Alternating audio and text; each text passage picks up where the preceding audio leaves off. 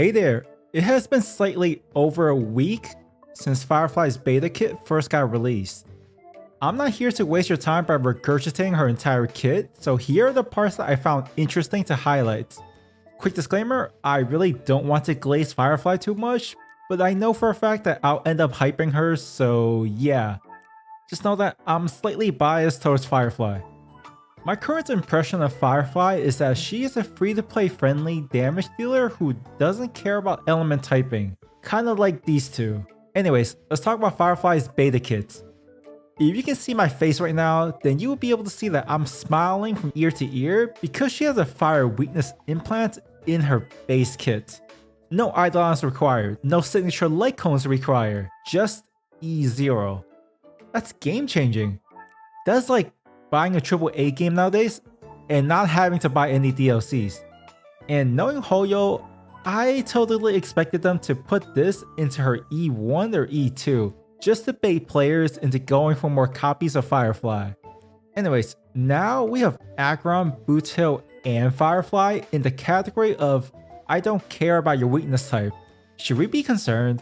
Some of us, myself included, have already been brute forcing certain stages in in-game content for a while now. So instead of trying to deter players from brute forcing, it seems like they are embracing it. They're giving us characters that have built-in kit to not care about weakness types. Something feels off, because think about it this way, if a player has Firefly, why do they need to pull for other damage dealers in the future? I know certain characters will just get your neurons activated, but if we're strictly talking about gameplay, since she can implant fire weakness onto enemies, we can essentially take her to any stages without having to look at their weakness types. Players will have less incentive to pull for other element type damage dealers, since Firefly is a one-size-fits-all. But last time I checked, Hoyo loves money. They have something planned. Or maybe I'm just being paranoid. I'm not used to a gacha game treating players this well. Anyways, moving on. Let's talk about Firefly's skills. Firefly's regular skill will consume a portion of her own HP. That's staying true to the lore, I guess. Currently, her enhanced skill and her enhanced basic attack both recover a portion of her HP. I'm wondering if that would be enough to make her viable without a sustain character. Let's just say we have our standard Harmony MC and Ranmei. Instead of running a sustain character in the third slot, we can run Bronya, Sparkle, or perhaps even a certain Foxy and debuffer. It doesn't really matter here, just take your pick. This is basically an all or nothing team comp. There's two conditions we need to talk about though. First, can she finish the fight before her transformation ends? Firefly can get into her Magic Girl transformation relatively quick. She is guaranteed to start off a battle with at least 50% of her energy because of her talent. Then she just needs to use her regular skill once to gain access to her enhanced form. Think about it this way, if Firefly isn't able to finish the fight quickly, then even if she's able to heal herself through her enhanced skill, the rest of her team might have already gotten Ting-Yuned. Or at least that should be how it usually plays out. But Firefly is built different. She's built with break effect. That is the second condition that we need to talk about. How quickly can Firefly go through enemy toughness bars? If enemies are down because Firefly is blazing through the toughness bars, then do we really need heals or shields from a sustain character? They're not going to be attacking us anyways. This is truly the epiphany of the phrase, the best defense is a good offense. Unfortunately, it will all come down to our finalized numbers / multipliers. With the two premium weakness break supports in Harmony MC and Ranmei, it should not be an issue unless Firefly's final numbers are garbage. Speaking of garbage, let's talk about our favorite garbage collector, Harmony MC. Some people might not be fans of Firefly being so reliant on Harmony MC. I think we can look at it from a different perspective.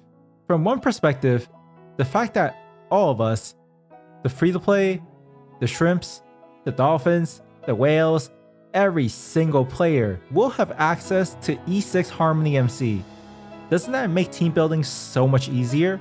And I, for one, will never, ever complain about a main character being useful. It's also quite nice that the Harmony MC isn't that hard to build, especially with the new weekly Echo of War stage that gives out a watchmaker set.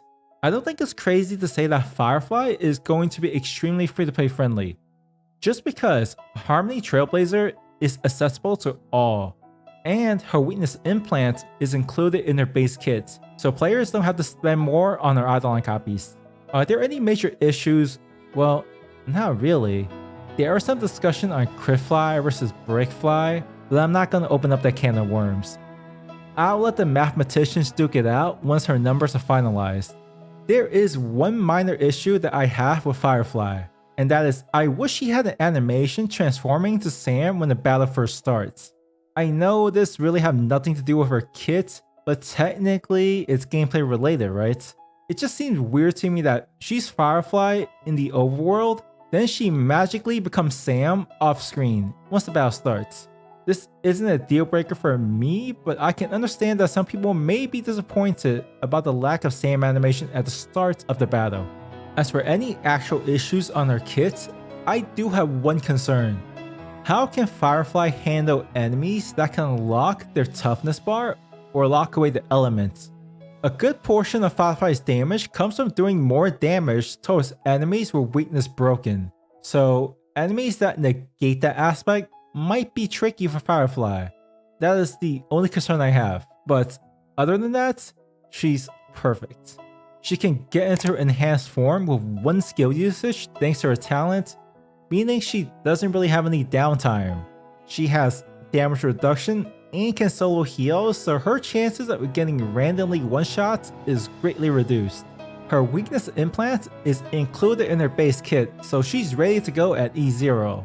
And if you want to, you can spend more Stellar J's to get more copies of her.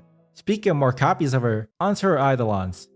I won't spend too much time here since Eidolons and her multipliers are the two things that are most likely subject to change from now to her release version. Her E1 turns her into Jing Liu in terms of SP usage. One of the reasons Jing Liu remains as one of the top damage dealers in my opinion is because she uses up so little SP, which allows us to run her with more SP hungry supports like Bronya.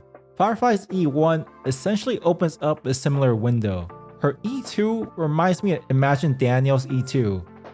About her E4, don't let her E4 fool you. CC immunity is OP.